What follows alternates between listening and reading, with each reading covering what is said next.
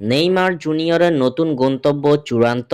উচ্ছ্বাসিত Lionel Messi ও Neymar ভক্তরা বেশ সাড়া জাগিয়ে প্যারিস ছেড়ে সৌদিতে পাড়ি জমিয়েছিলেন ব্রাজিলিয়ান সুপারস্টার নেইমার জুনিয়র। তবে আল হিলালের যাত্রাটা নেইমারের জন্য মোটেও সুখকর হয়নি। আল হিলালে যোগ দেওয়ার পর থেকেই ইনজুরির কারণে মাঠের বাইরে অবস্থান করতে হচ্ছে নেইমারকে। সৌদি ক্লাবটির হয়ে এখন পর্যন্ত মাত্র 7 ম্যাচ খেলতে পেরেছেন নেইমার। চলতি এএফসি চ্যাম্পিয়ন্স লিগের ম্যাচ দিয়ে দীর্ঘ 1 বছর পর ইনজুরি কাটিয়ে মাঠে ফিরলেও আবারও হ্যামস্ট্রিংয়ের চোটে পড়ে মাঠের বাইরে ছিটকে যান ব্রাজিলিয়ান এই তারকা। আল হিলালের সঙ্গে নেইমারের চুক্তি রয়েছে 2025 সালের জুন পর্যন্ত। তবে ক্লাবটির সঙ্গে আর চুক্তি নবায়ন করতে চান না নেইমার। গ্রীষ্মকালীন ট্রান্সফার উইন্ডোতে আল হিলাল ছেড়ে নেইমার পাড়ি জমাতে চান নতুন ক্লাবে। তবে কোন ক্লাবে এবার পাড়ি জমাবেন নেইমার, কোন ক্লাবই বা হবে ব্রাজিলিয়ান তারকার নতুন ঠিকানা, এ নিয়ে এবার বেরিয়ে এলো চাঞ্চল্যকর এক তথ্য।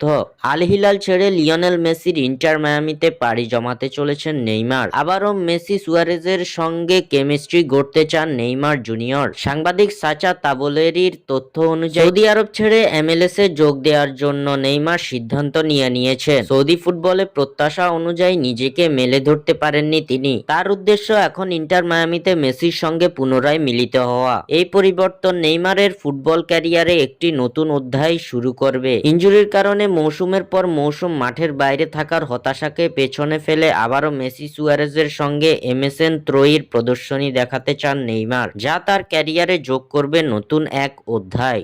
স্বাক্ষর থেকে সাদবিন ইসলাম।